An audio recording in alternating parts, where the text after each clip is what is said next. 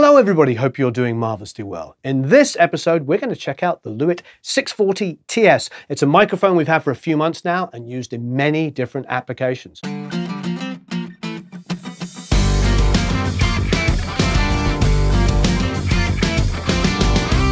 So, here it is. Comes in a rather indestructible case. Well, I shouldn't say indestructible, because now Glenn will take it and roll a truck over it to prove me wrong. But anyway, it's a great case. We used this at the masterclass, and we used it on piano. Remember, you can enter to win this. Thank you, Lewitt. Okay. This is a beautiful case we have here. Rather lovely. It's got a great shock mount. Really, really well made shock mount with pop screen. So everything is ready to go. What is unique about this mic is it records the front and back capsules. That's pretty remarkable. What does that mean? It means it's going to be the best stereo you've ever heard in your life. If you remember, we used this at United and recorded a live band. There's actually a recording you can download, and there's going to be links all around here where you can download a full band playing in a circle around one of these mics. There is also the drum kit on one of these. All of this is available. Plus, we were at the masterclass in Nashville earlier this year, and we used one of these on the piano, and we shot it out against an 87, and it did, a pair of 87s, I should add, and it did an amazing job. Now what I'm going to do is I'm going to record an acoustic guitar, the Baxendale acoustic that you've been hearing me rave about, this beautiful acoustic here. I'm going to record this, and we're going to play around with the polar pattern so you can see what it really does. It's bigger than just recording a guitar in Omni. It can flick between Omni and cardioid and supercardioid and figure of 8. It's phenomenal. So we're going to check that out. Love this guitar.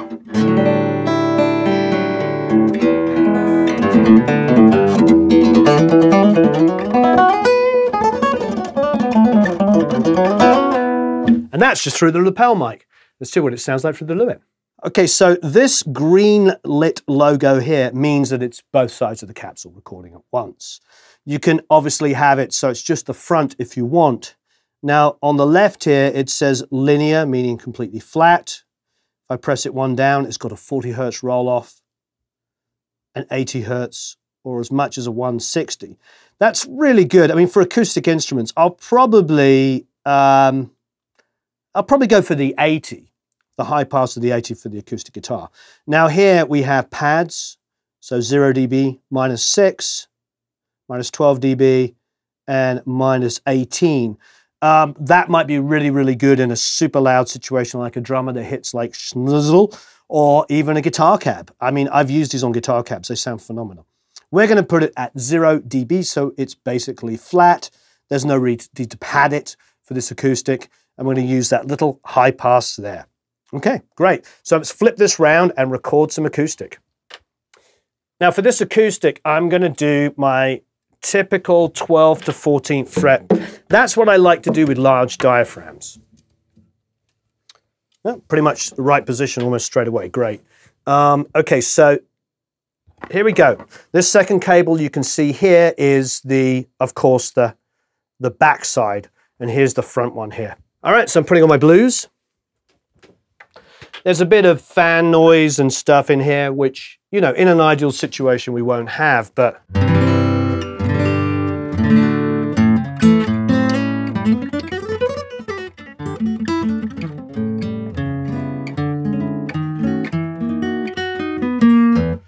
Just so you know, this is not going into expensive mic pre's. This is actually going into Audient mic pre's and an ID14. So it's the ID14 mic pre's. So we're basically emulating everything that you would normally do. Inexpensive mic pre, I mean for a stereo mic, fairly inexpensive mic. So let's play something.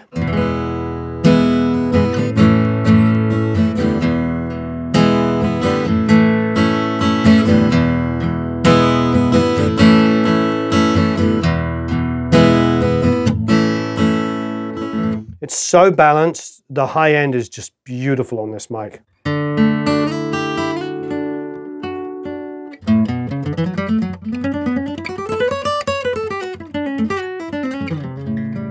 It's really responsive, so it makes me want to.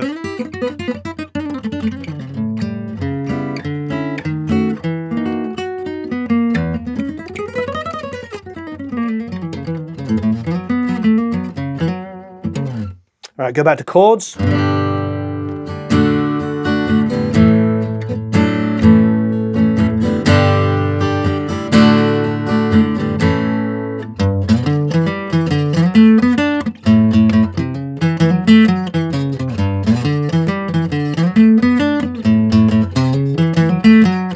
Some arpeggios.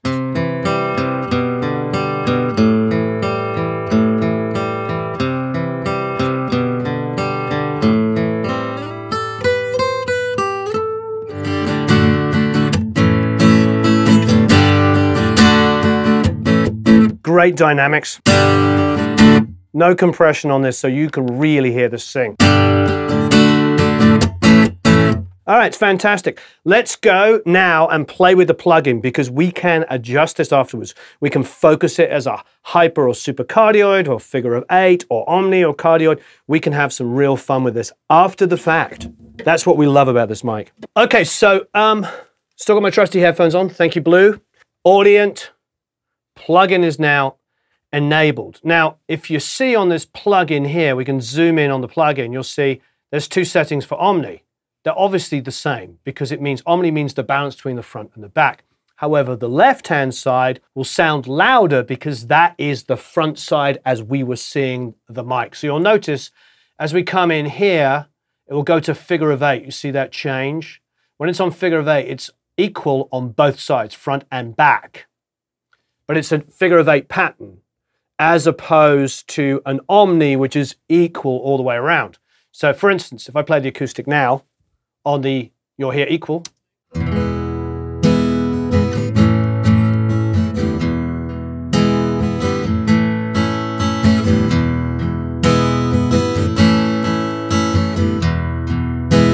mean, that sounds absolutely gorgeous. Now, if I go to omni on the front side, and then go to omni on the back side, it'll be exactly the same sound. This is really, really nice. So if I go to the front now and then I tighten this and slowly go to like a super or hypercardioid, have a listen.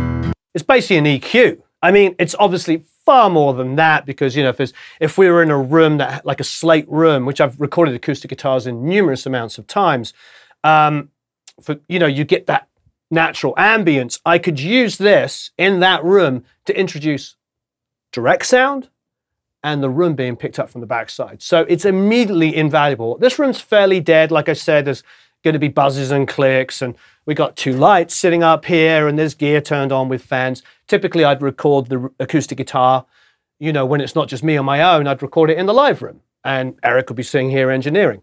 So, but in this instance, you know, everything's together for the effect of filming. But that's pretty darn tight. Now, if obviously we start favoring now the backside, it's going to get more roomy. Have a listen.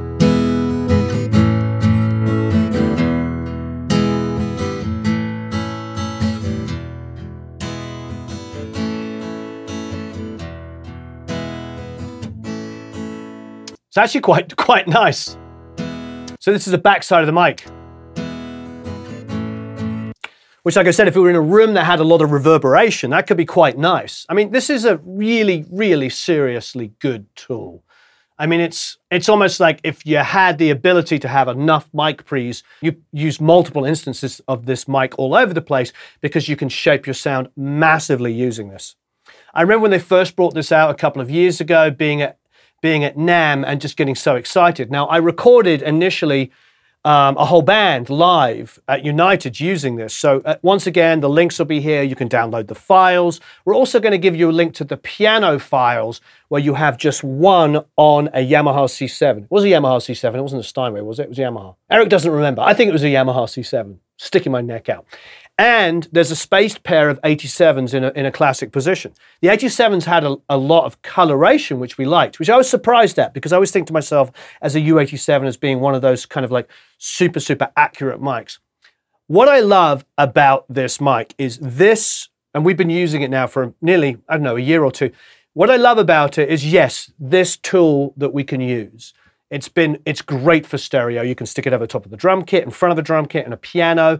All of these things are absolutely wonderful. I love the fact that it can shape the sound. I mean, once again, you will scroll through this in a second. You'll hear the way that it really controls the low end so beautifully on the acoustic. All of these things are pluses, but the biggest plus for me, it is so freaking accurate. This sounds like the acoustic that I'm sitting in front of. I put it about, to be honest, I like the figure of 8. We'll go somewhere around about here. If I listen to this now,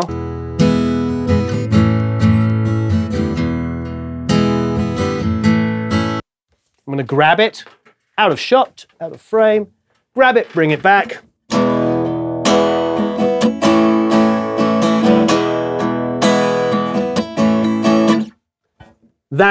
These two things sound the same to me. Any additional coloration from the headphones or whatever, but I can assure you, when we did the piano at Blackbird in Nashville with the 640 TS, we pulled up the piano and we're like, this sounds like where I was standing, because I positioned the 640 like a little bit over the top of the piano. And I'm standing there while Steve is playing it, and I put the mic in, I go back in the other room, and I'm like, I am hearing the piano.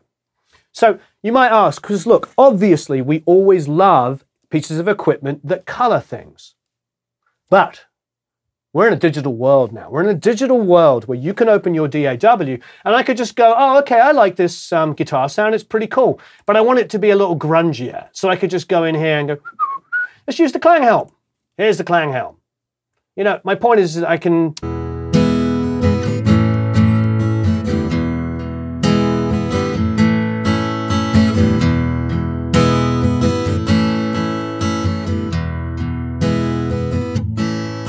A little bit of compression, a little bit of drive, maybe I can darken it up a little bit.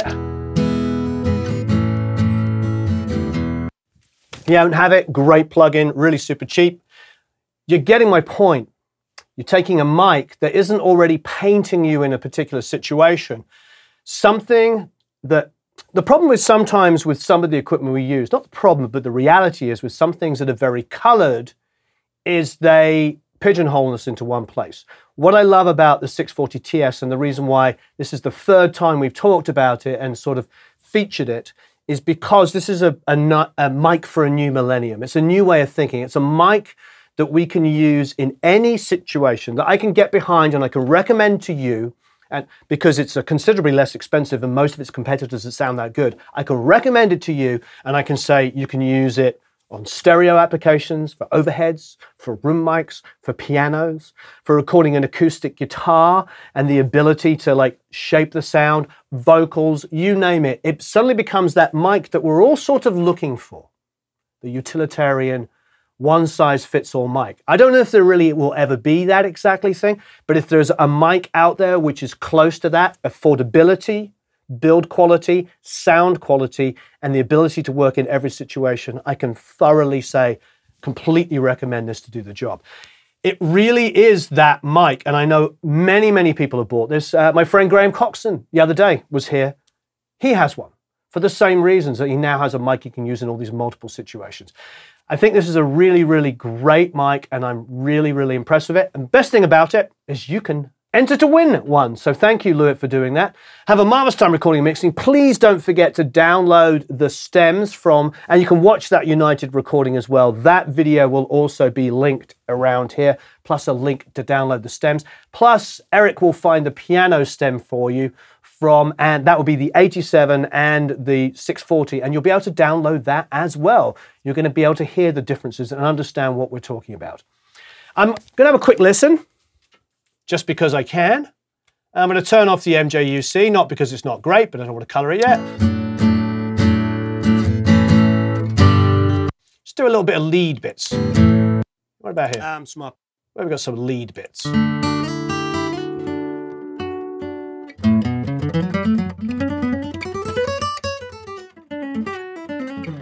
It's just amazing when I go to the back.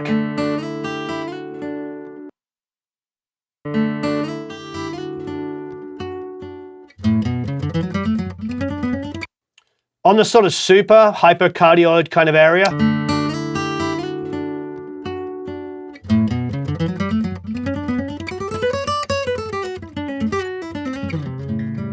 It's pretty amazing.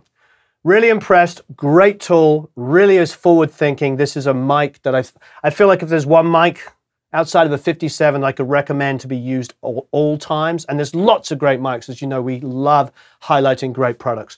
But this is so versatile, it really is a game changer. All right, have a marvelous time recording and mixing. Don't forget to enter to win, and we'll see you all again very, very soon.